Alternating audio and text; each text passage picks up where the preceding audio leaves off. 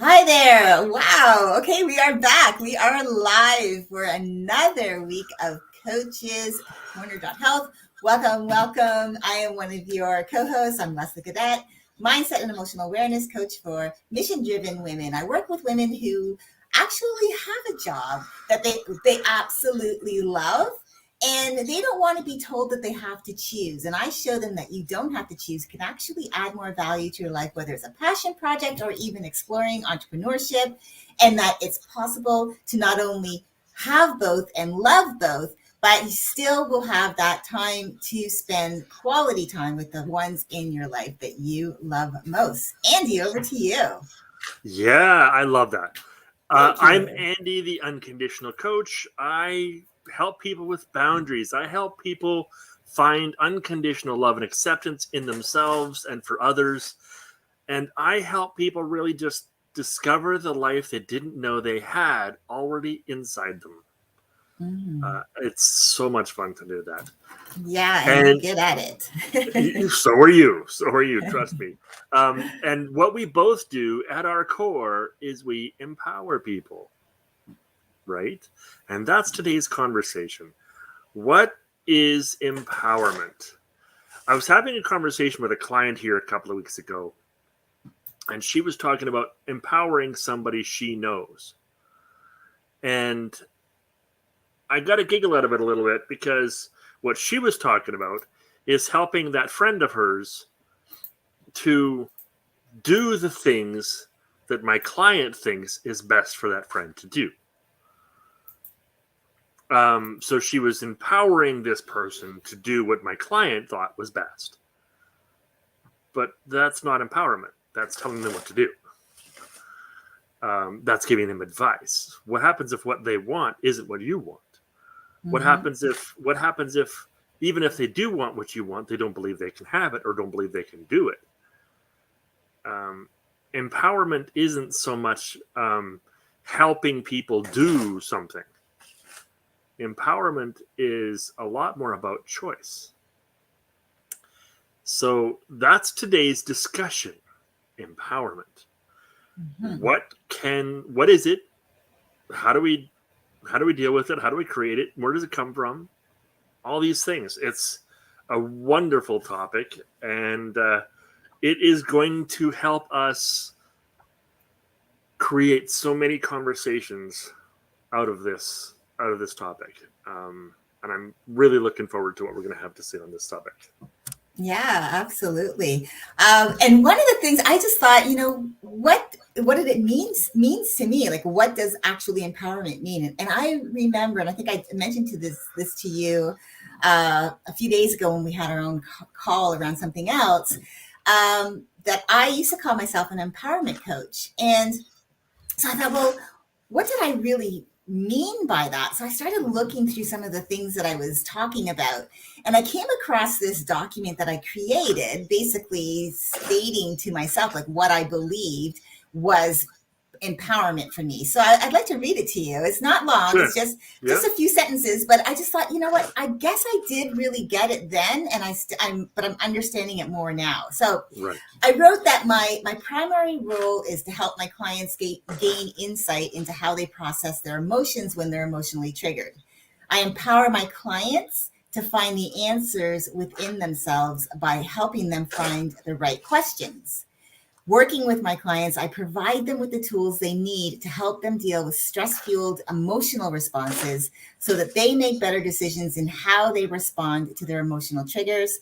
This in turn helps them reach their desired goal of feeling more positive and confident in how they handle stress. And so I realized there was a reason around calling myself an empowerment coach. And I actually wrote about it. And I just thought it Yeah. was like interesting to find something from 3 years ago that I'd already started formulating what that meant to me. Right. Right. And it's interesting how much wisdom we can find in our past. Mm-hmm. Especially those of us who don't necessarily think on a day-to-day basis that we're all that wise. Um, and it's interesting that you and I have this channel where we dig into the wisdom that we collectively have between the two of us, and yet how often one or the other, even both of us, don't feel all that wise. And then we look back on something like what you just wrote, and it turns out, at least at one point, we were. We probably still are. And Yes. so that's part of this empowerment, is looking back on the things that we have done, the things that we wanted to do, and the things that we've been doing, and seeing the value in that. And that's that's part of what empowerment looks like, right? It's empowering ourselves. It's turning on that ability to take actions, to make decisions, to do things, to do good in the world. That's what empowerment is to me. I love that quote. It's brilliant. It's exactly what I think of as empowerment. It's exactly what I aspired to when I first got into this work. Although I didn't do as much as you did as far as write it down, I did have some idea of what it was I was trying to do, and it was always, for me, it was always based around choice. I've seen a lot of people trying to help others do the right thing, but they had no idea what the right thing is for that person. They only have the idea of what they think the right thing should be for that person. So for me, empowerment was always about choice, because it's not up to you to make decisions about what's right for me, or me to make decisions about what's right for you. It's about us helping each other make better decisions for ourselves. I love that. Yeah, absolutely. And I think too, one of the things that a lot of time is missing from those conversations when you're trying to empower someone, as you would think you're doing, to do the right thing, to do better, to maybe create a better environment for themselves, is they forget to, number one, listen. Well, actually, number two is ask questions and then listen to the answers without judgment, without criticism, and without advice. Because sometimes, sometimes people are in situations where they do truly want to change. But when you're in it that deep, it's not like you can just jump out of the hole and you're good to go and think. You've got to climb your way up a little bit and make sure that you feel comfortable and you're confident and all of that. So it takes time. It's not about, when someone climbs a mountain, it's not like they run up the mountain and they're at the top of the mountain. No, they carefully find their way. They obviously have to. It's dangerous. Obviously, climbing a mountain is dangerous, but the point being is that they create that safety for them to get them up that mountain, to get to the top, to the desired goals. And if someone said to them, well, if you did this, like, for example, I'll just give you like an example that came to my head was, well, take a helicopter to the top of the mountain. Well, that defeats the purpose, because what you're doing is you're telling me the easy way to get there.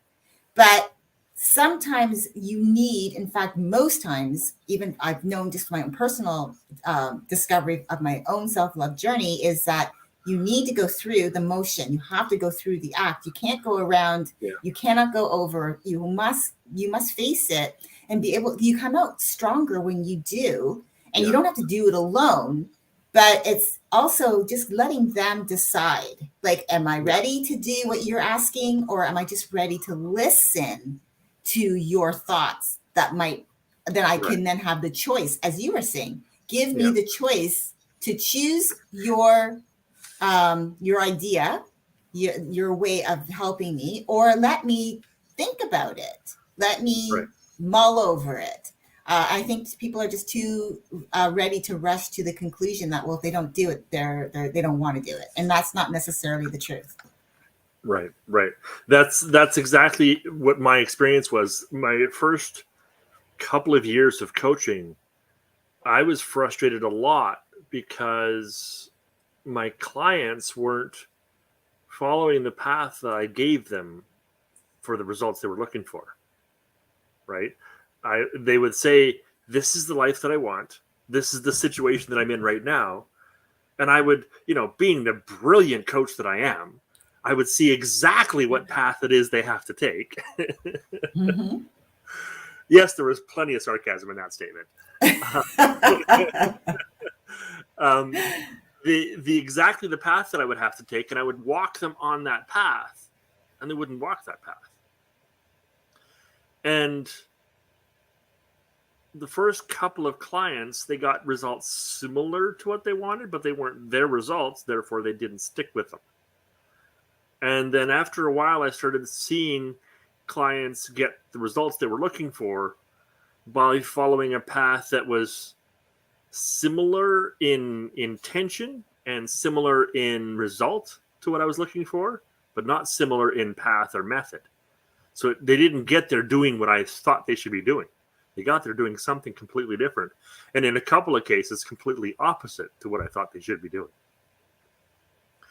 An example of this that I actually did help with was a client who was drinking too much, and he knew he was drinking too much.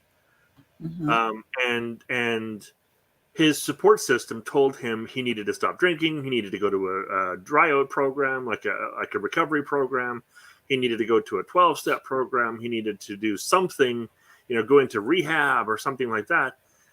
And what I helped him do is simply to choose something different. Helped him to realize which choices he had, even if they weren't choices I would have made. Because almost none of the choices he did make were choices I would have made. So by this time, I realized that clients aren't going to want my path. They're going to want to build their own path. My job isn't to help them build the path. My job is to help them find one. Love that. So he ended up getting control of his drinking rather than quitting. So he hasn't drank in 6 months, going from every day to 6 months of dry. He's never intended to be dry like an average alcoholic who says, I've been sober for 25 years now and I haven't had a drink, blah, blah, blah. But if I go to the bar once, I'm back to being drinking like that again.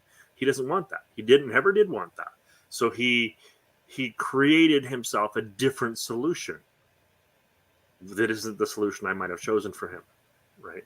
So that's part of what empowerment looks like to me, is helping people to find their own way to the solution. And sometimes their own way to the solution is the normal, standard, typical. I mean, there's a reason the 12-step programs work. Right? That is what works for most people, but it isn't what works for everybody. So, that's what I believe empowerment is helping them find their answers to their path. Sometimes taking the helicopter to the top of the mountain is the right answer, as long as you're driving the helicopter. Correct. Right? It's giving them the ability to choose the way and knowing that you support them. And I think that is what is missing a lot as well, is you're not asking questions and then you stop listening to the responses because they don't match because again, that becomes I-centered, what you want to hear. But it's rather allowing them to say, okay, I want to take baby steps. So can you support me in my baby steps? Okay, now I want to actually take a giant leap. Can you support me in the giant leap? Allowing them to make those choices, because you want them to be self-dependent. Like you want them to depend on themselves, but to also be able to lean on other people. That is what I want. So even though, I have worked with some of my clients in the past more than one time, my ultimate goal always is I want you to be able to go out into the world and be able to be confident that the choices you make are ones that are benefiting you, and I'm going to support you, and that's going to empower you to feel like, okay, I have a support circle, people who are in my corner. That's part of, like, for me, what empowerment is as well, is having people like yourself, like, we have a community, we support each other. That empowers us to feel good about ourselves, to feel confident to share, to, ask questions and be heard, be listened to and heard. And I think with empowerment in the beginning, I was like you, I would get frustrated if a client wasn't following the path. And I didn't realize that maybe what was happening is that I forgot that it wasn't about me. Right. And if their path going through the curriculum needed to be slowed down, or if they weren't doing the work, I had to understand that this isn't about me. It's about the journey they're taking. They need the support to continue the journey, but I can't force them to do what I want them to do.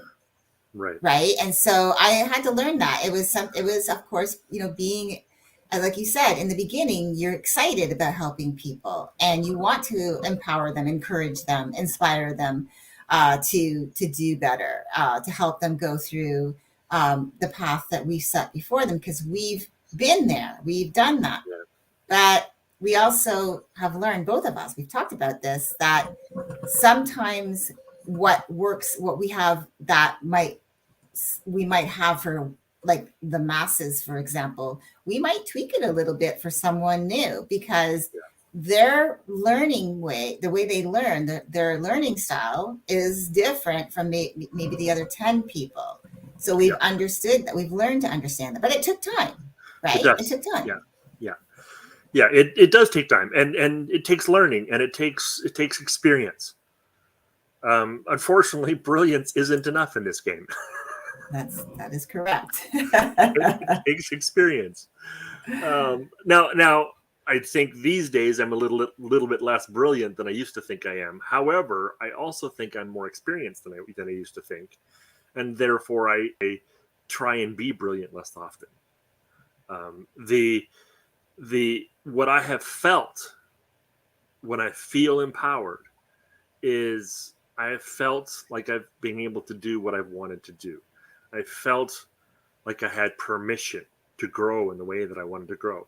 To use your curriculum example, when I'm going through somebody's curriculum, I'm certainly going through the things they're teaching me, but I'm not learning the lessons they're intending to learn every time. Sometimes I'm learning a different lesson from the curriculum they're teaching. And when we're taking an individual through something, it's not about making sure they do the exact same thing as every other individual who's been through that. Mm-hmm. It's not just about slowing down or speeding up to their level. It's also about, well, maybe this particular analogy or this particular teaching method or this particular thing that we needed them to learn as part of the curriculum, they don't learn the way we're taught it in the curriculum, so we teach it a different way. We give them a couple of other examples. We give them a couple of other options. Or they create something of their own. But it isn't about doing it the right way. It's about getting to the result. How they get there is less important. As long as they're not doing things immoral or illegal, we're okay, right? The methods are important, but they're not important to do my method. They're important simply to do a method that gets you the results you're looking for. And that was a realization, a big realization for me, when I started to feel not simply empowered myself, but I started to feel that my clients and my friends and my family were feeling empowered around me. The people who were hanging out with me, the people who were in my social life, in my social circle, the people who were in my professional career were feeling empowered when they were around me. And I could tell that they were feeling empowered because they were doing things and saying things and experiencing things that in ways they wouldn't before, ways they hadn't known was possible before. And people started feeling more confident around me. And then I had some people who wanted to be around me so that they could feel more confident. And that's where I would step up and say, actually, it's not me that's making you feel confident. That's all you. Right?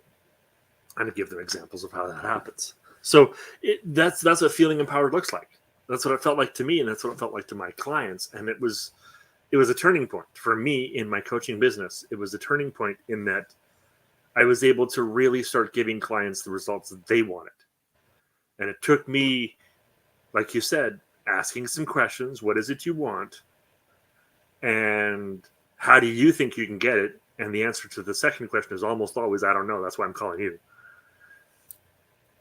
And so then we would walk through that and asking them, but then listening to how they say it, not just what they say.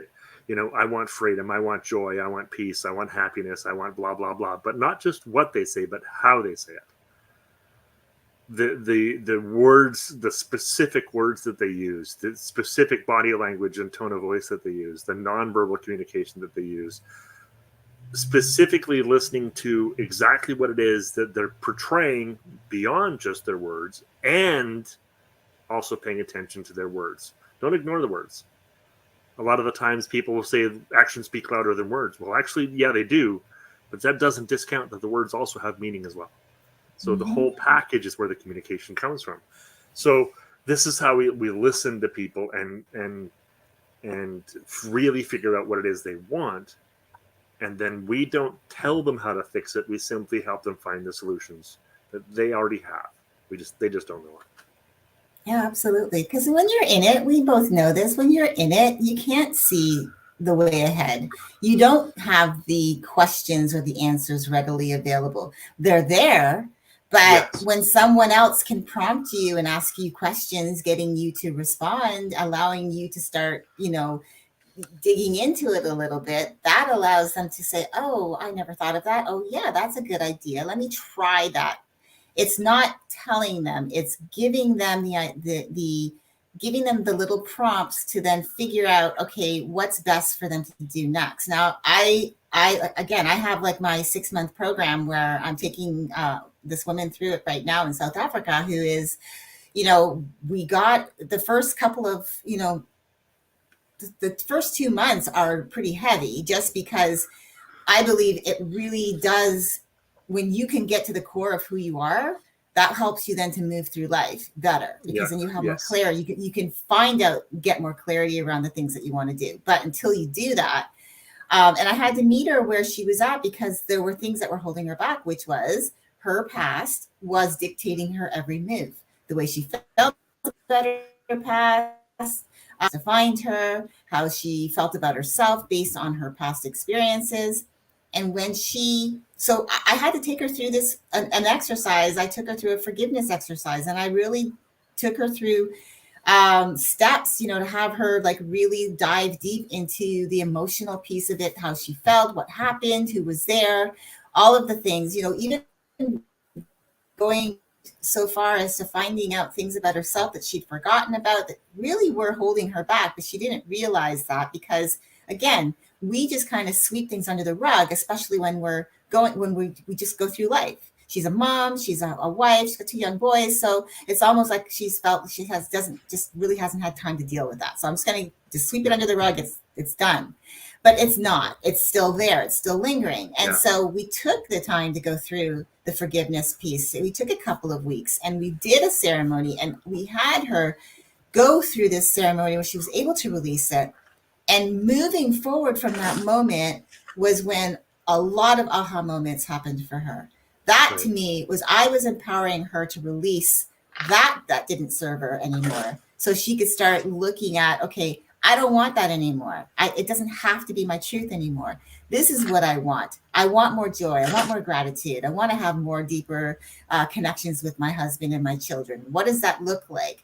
What can I start doing? How can I incorporate more gratitude? How can I start finding the gratitude in our lives right now, because there's been so much change?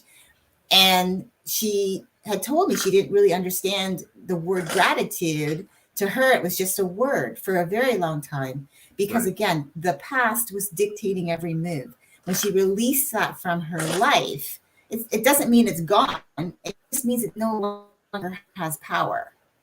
And so when she was able to release that, which had power over her for so long, she empowered herself to start doing more, to start looking outside and bringing more things into her life, finding the joy, finding the gratitude. And that's what is so exhilarating for me as a coach. And I know this is the same for you. When you see we see our clients have these moments, it's like, my life feels so much lighter. I feel so much better. Yes, life is going to get in the way. things are going to happen, but I feel so much more empowered myself to go out and do things, not letting that hold me back anymore.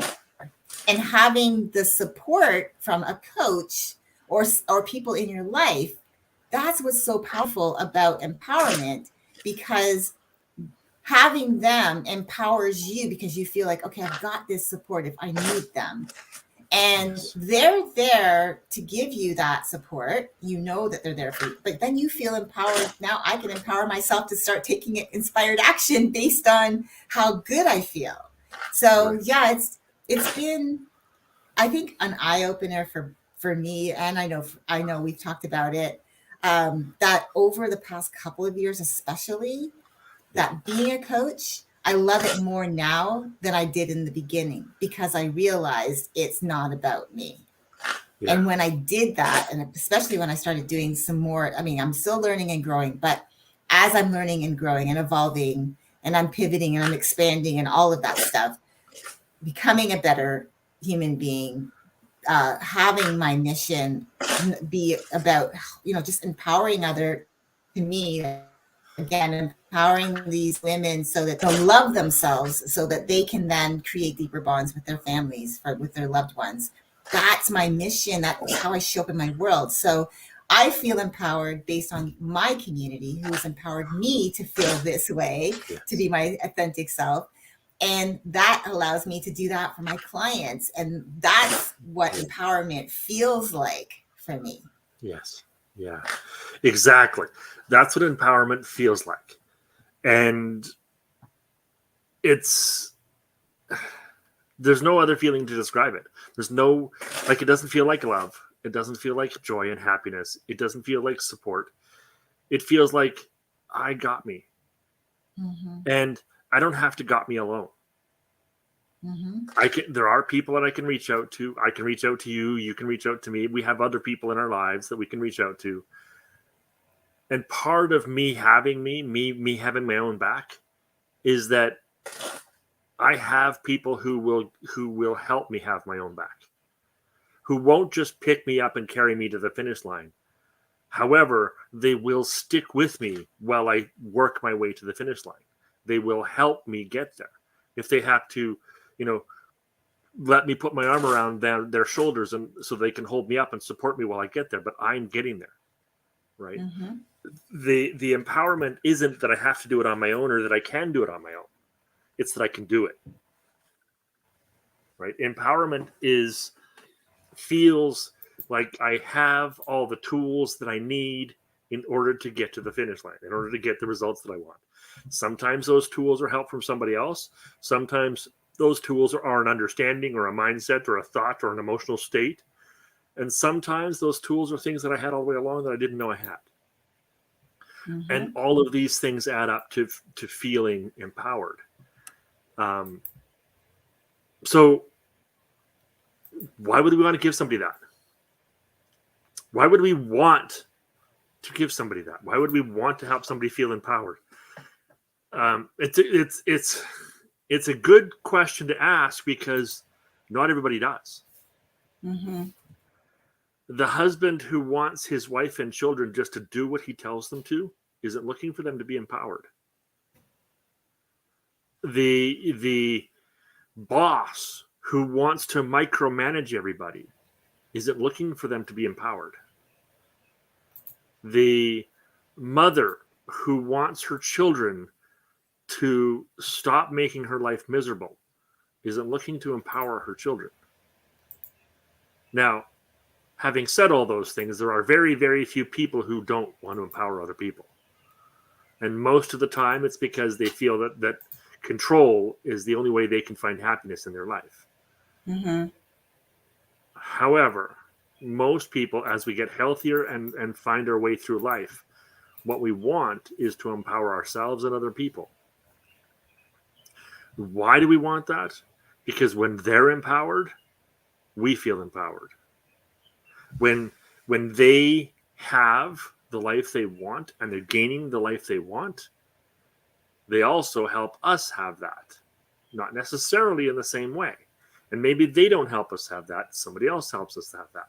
The more love we spread in the world, the more we help other people get the results they're looking for, the more we get what we're looking for.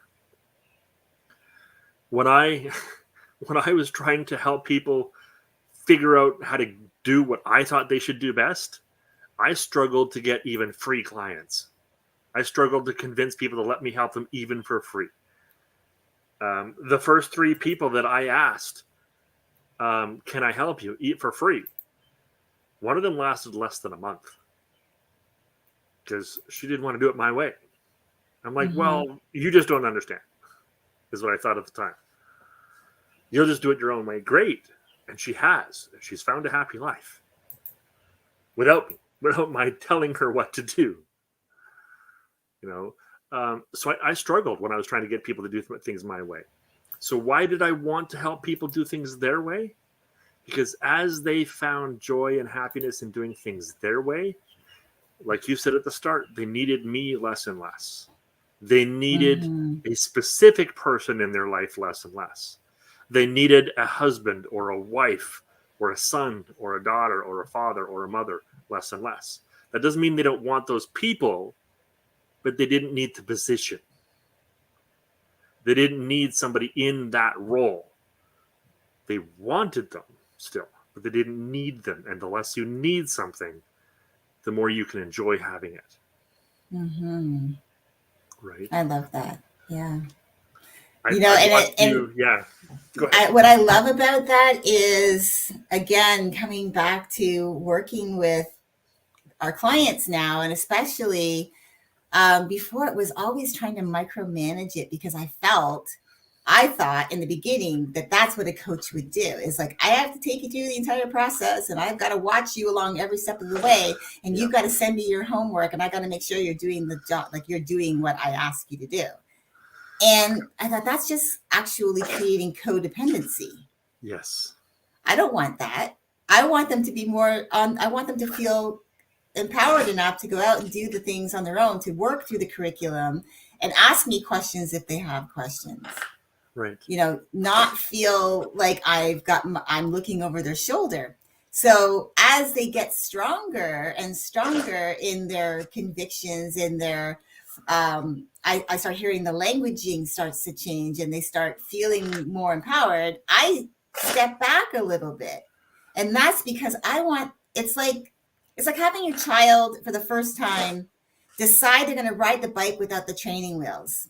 Right. Now you want them to succeed, and you're thinking, oh, do I have to hang on? But at some point you're going to have to let go, and so Yeah. you let go, and they find their legs, and they're going, and then they're excited because they are now sufficiently taking care of riding the bike by themselves, and they're excited. That's what I love. It's like taking off the training wheels. That's really kind of like where I was going with this, because I don't want you to, sure, I'd love for you to come back when you need more support, but Yeah. I don't want you to stay because you don't feel empowered enough to go out into the world by yourself. Right. That's the opposite to what working with a coach is all about. Correct. I So, yeah. completely agree with you. That's not what the point. The point is we're trying to work ourselves out of a job. Mhm. I don't want to help the same 6 clients for the rest of my life. I want to help hundreds of people, thousands of people. That means that each one I help, I need to help them not need my help anymore. That doesn't mean that they don't need anybody's help. I'm not trying to help people become completely independent of their support system. I'm trying to help people find the support system that they can rely on and let it evolve over time as they change. Yes. That's exactly true. Is I want them to take the training wheels off. And sometimes when they take the training wheels off, I have to hold their bike for a while. Sometimes I have to hold it for only a few seconds. Having had 2 children and trained them both how to ride bikes, I have exact experience with that. And how angry they are when they crashed because I wasn't holding the bike anymore. And clearly It's that's all your my fault. Of course. When they're 5, 6, 7 years old, everything's my fault if it doesn't work out. Right. But when it works, when they start riding on their own, it's not me they thank. Mm-hmm. Right. It's Mm-hmm. themselves. And I don't care how much abuse I had to put up with as a parent while I was teaching them feeling like they can do it on their own, that's worth it all. That's worth every ounce of it, right? It's the same with my clients. I don't care how much they hate me and abuse me and call me names, and some of them have. When Mm-hmm. they finish their program and they go, "Thank you, I don't need you anymore," Mm-hmm. that is one of the greatest feelings I have ever felt. And it's not so much that you can't help me anymore, I don't like you, and go away, I'm going to go find somebody else because you suck. It's more that you gave me what I was looking for, even if it wasn't what I thought I was looking for. Mm-hmm. And I'm grateful. Yeah. Right. And that's most of my clients. We don't end up being friends because empowering somebody doesn't always create a lot of love, but it does create a lot of trust. Mm-hmm. So they'll trust me. They just don't always like my methods. Right. And I like that. So why do I want to do that? Because it helps other people heal their own wounds. It helps other people create more love and less hurt. It helps us change the world from a bunch of traumatized, hurting people hurting each other to a few people doing that and more people healing each other because we've healed themselves. They've healed themselves. That's the world I'm trying to create, and that's why I would want to. That's why Yeah. you want to. It's why all of us want to. Mm-hmm. 100%. And I think that's why coaching, it can be a beautiful experience if the coach has that in mind. I've Yes. heard people out there saying you want to create customer loyalty. I think it depends on the niche of the coaching, I guess, because if you're, say, for example, a business coach, so maybe your clients might come back to you for more support around business.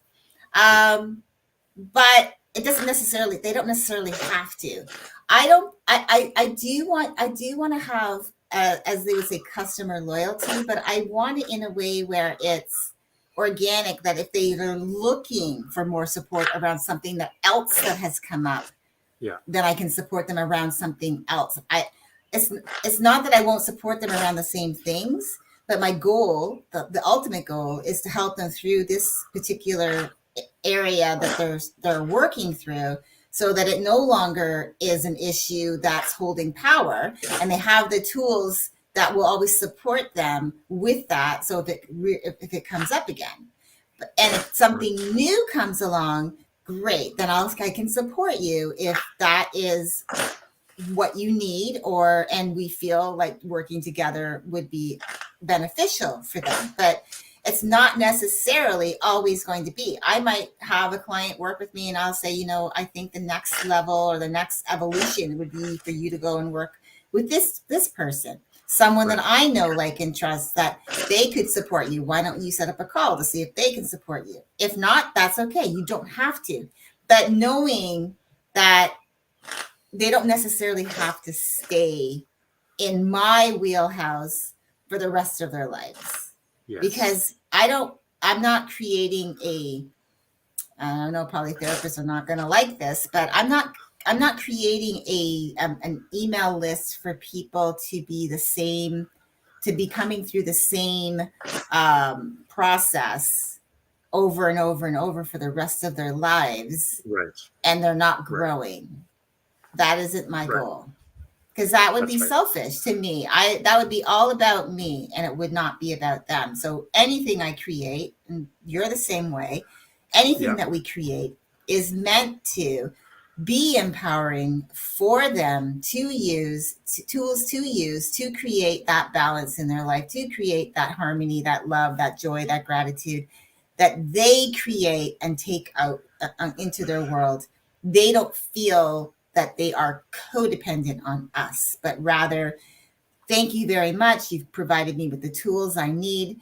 And if they come back and say, hey, I need support around this, great. But it's Yes. not a prerequisite that you have to stay in my wheelhouse, that you're constantly coming through my front door because you can't make it out in the world. That is not the goal here. Right, And right. so I know that there are coaches out there that's their messaging is to create that customer loyalty. Maybe it could be they mean it in a way where you get referrals. That's a possibility, and that's okay. Yeah. But Yeah, again, it just depends on what it is. Yeah, there's a couple of business plans that I see coaches and other helping professions use where people stay in their wheelhouse. And that is one.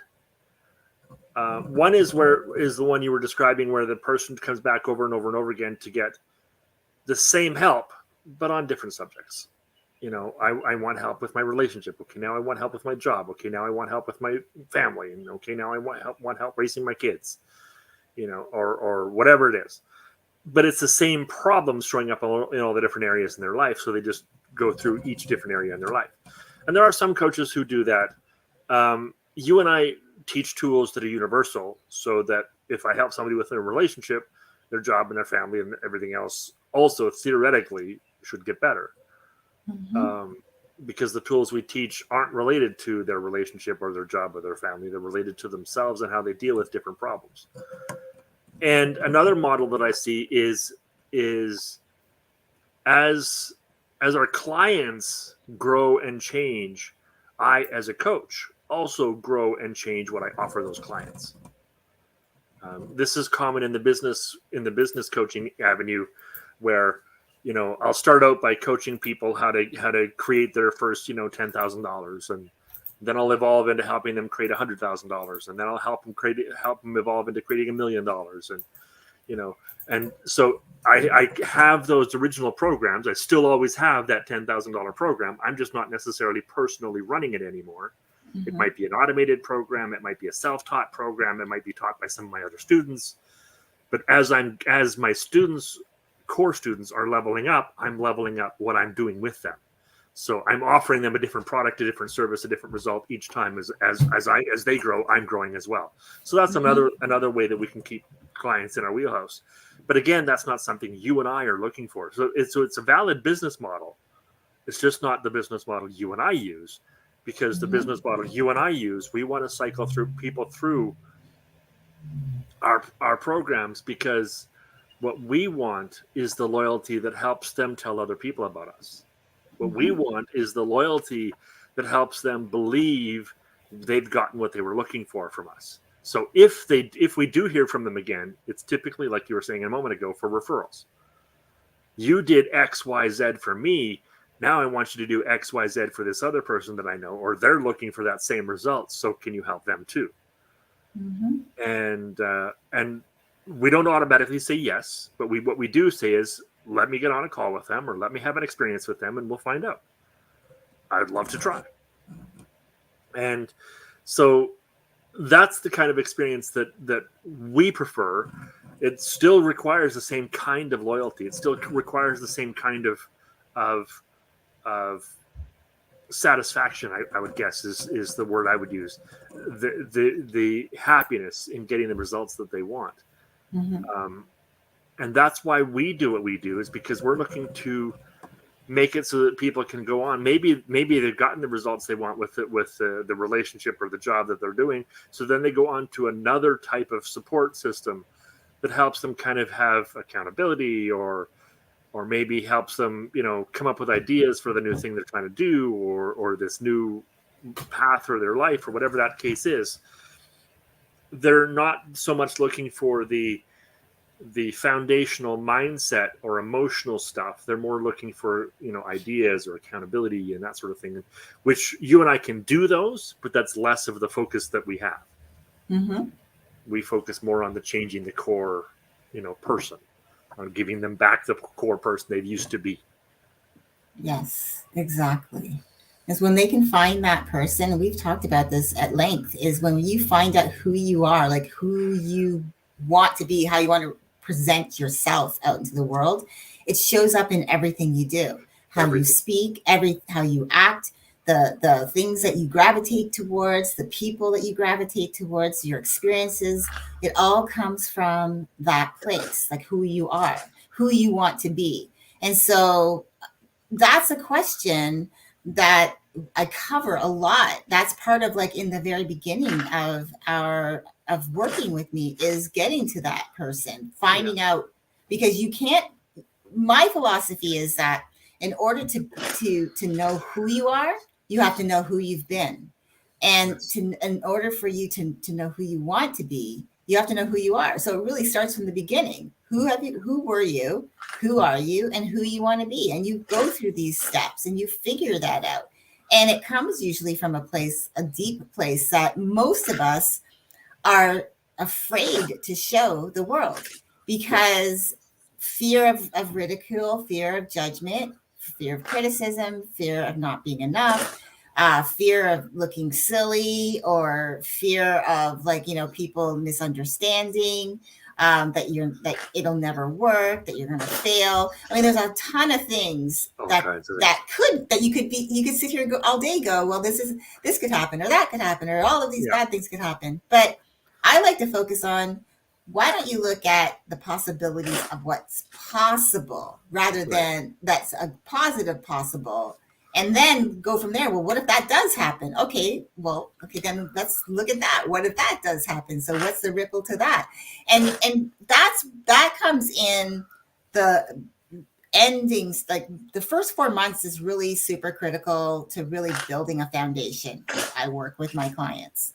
And then because it's a 6-month program, months 5 and 6 are really kind of more around the strategy and the plan. Like, that's planning and getting and doing the things. But in order for you to have all of that and be confident start making your choices, and confident in the things you're saying and doing, and leading from that place of the core of who you are, you have to be built up in that way. Again, that's how you work with your clients too, is especially around boundaries.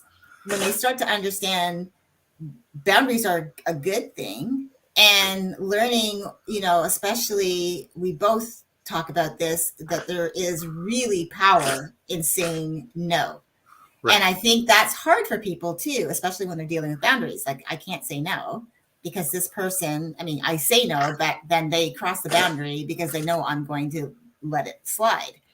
And so learning that, and because when they learn to say no, there's power in saying no, then they open themselves up to the incredible opportunities to say yes to.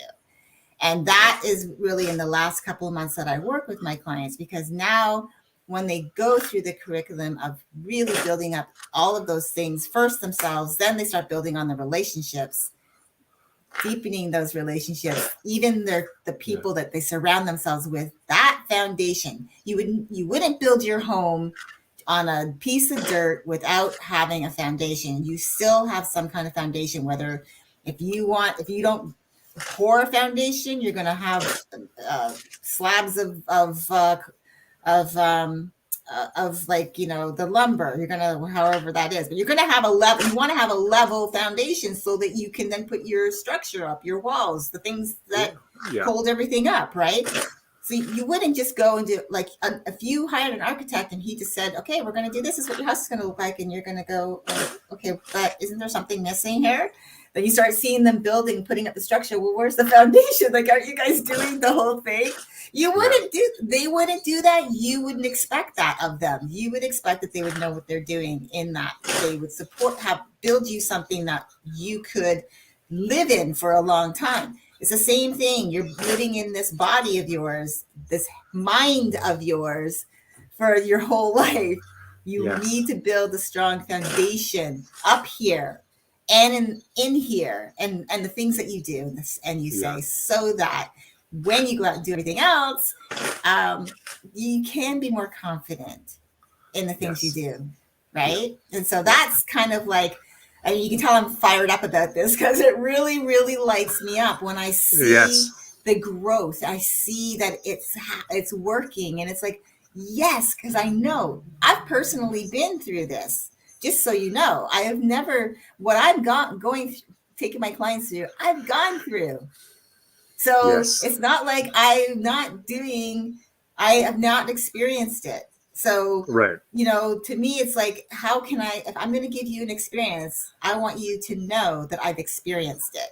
But it Yes. doesn't mean I'm experiencing it the same way as you will. But I want you to know that I've gone through the curriculum myself in essence, that I understand the steps. Just like you, Right. you understand the steps. You've understood that this is what I had to do, what we had to do to get to where we are. So, Yes. Yes.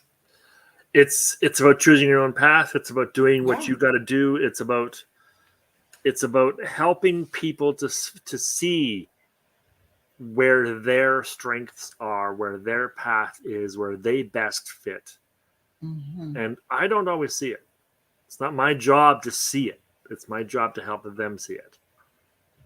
Right. And that's the whole point. Is it's about helping them get to a place I don't even know exists, Mm-hmm. because I don't know what their future holds. I don't have to. I don't know what their path is. I don't have to. I'm not there to tell them the right way to do something. I'm not there to teach them how to get the result they're looking for. I'm there to help them find that result. I'm there to guide them to the things that they already have, that they already know, that they're already doing, that will get them to those results. Because a lot of the time, almost all the time, almost exclusively, our clients already have what they need, are already doing what will get them there. Mm-hmm. That's just a small portion of what they're doing. And the bigger portion is all the self-sabotage and all of the negative self-talk and all of the things that are getting in the way. Mm-hmm. But they're already doing those things that will get them where they're looking, where they want to go. They're already having the thoughts and doing the actions. That's just not the biggest portion of what they're doing. So I help them change the ratio. I help them refocus. I help them see what it is they're already doing. And Yes. sometimes I don't see it first. It's not my job to see it. I don't have to be intelligent, brilliant, observant. I don't have to have all the answers. It's not my job to know the right way. It's my job to know how to help you find it. And that requires me to actually care about you, the person, not you, the result, not you, the client, not you, the paycheck, not you, the whatever's going to give me what I'm looking for, but you, the person. Mm-hmm. Because in order to help you find what's going to work for you that you're already doing, I have to learn about all the things that you're doing that aren't working, and listen to those things enough that I can see those few things that are working that you can't see. So I need to get to know your life, your path, your thoughts and experiences better than you do, so that I can see the things that are subconscious to you, that are unconscious to you, that you don't even remember or recognize anymore as powerful things, so that we can help you get past those things that you're already doing. And you can do the things that you know you want to do. So it isn't my job to become intelligent or brilliant or smart or anything like that. My job is to be observant and to care. That's what my job is. Right? That's what your job is. And we both have talked about this hundreds of hours of time. We've talked about this. This is what we do. And it's why we love it, because although I am an intelligent human being, and so are you, that isn't why we coach. We coach because we care. We coach because people to have what we have, the joy and the empowerment and the love and the what I call autonomy, the ability to do what I want, Mm-hmm. the ability to choose. When you're talking about your opening statement and you say, and you have a job that you love and you have this other thing you want to do, great, you can do both. You can do both. Not everybody wants that. But Mm-hmm. the people who come to you, that's why they come to you, Mm-hmm. because they got things they want. And Yep. they think they have to give up something else to have it. Yep. right? Yeah, and I think too, what I really love about why empowerment, when you're looking at it from the perspective of how does it support somebody in a way that allows them to choose, is that it motivates them to do more of that, because once they start doing the things that, they start feeling good about it, they feel empowered, they feel encouraged and supported by the people that surround them.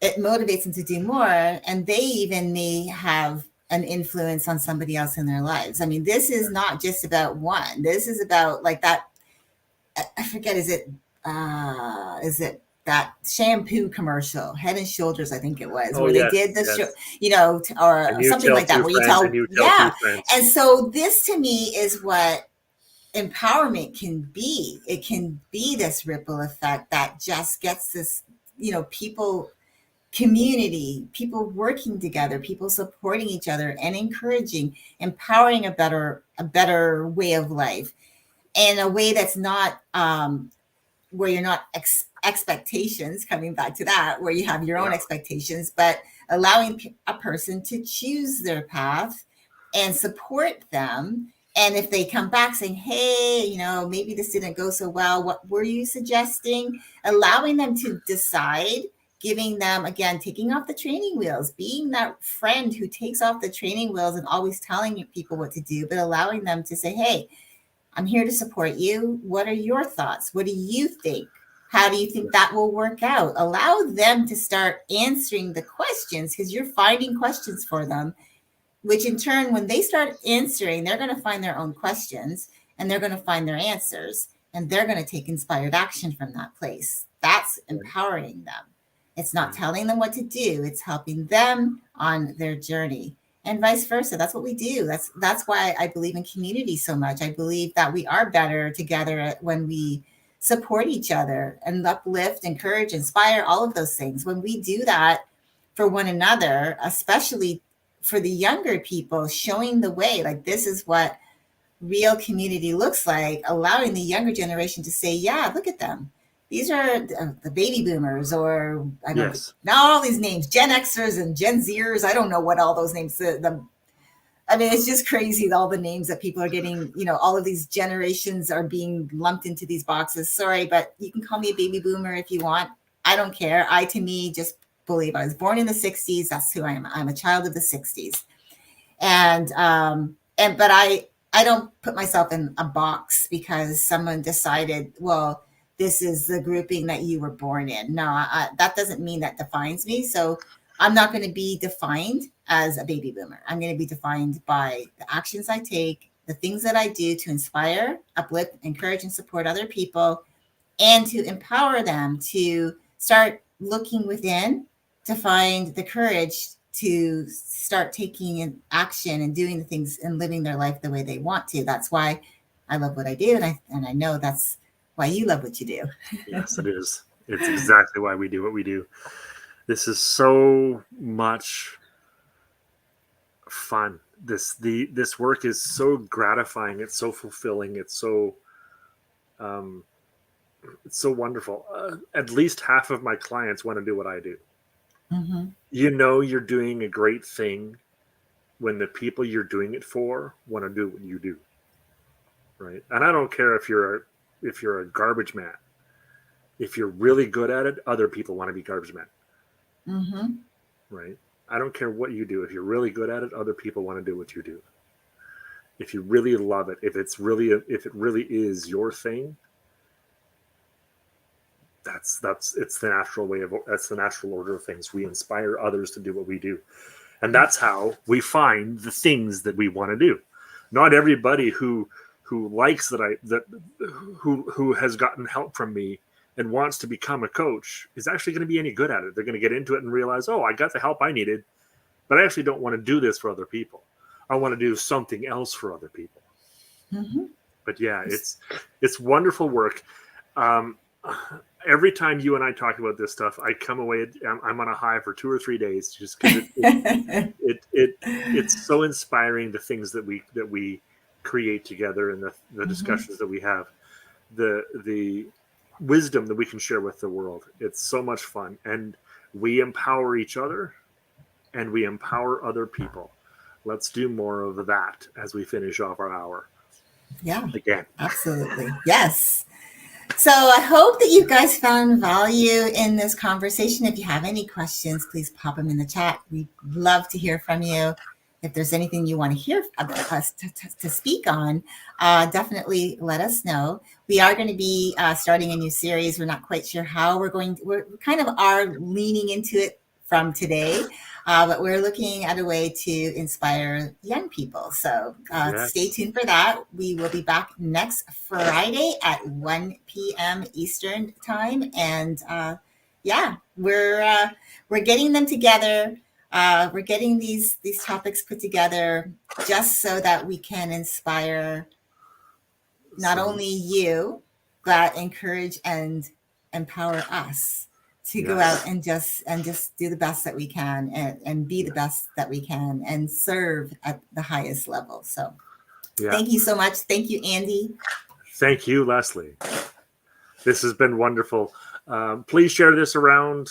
Like the video if it was good for you.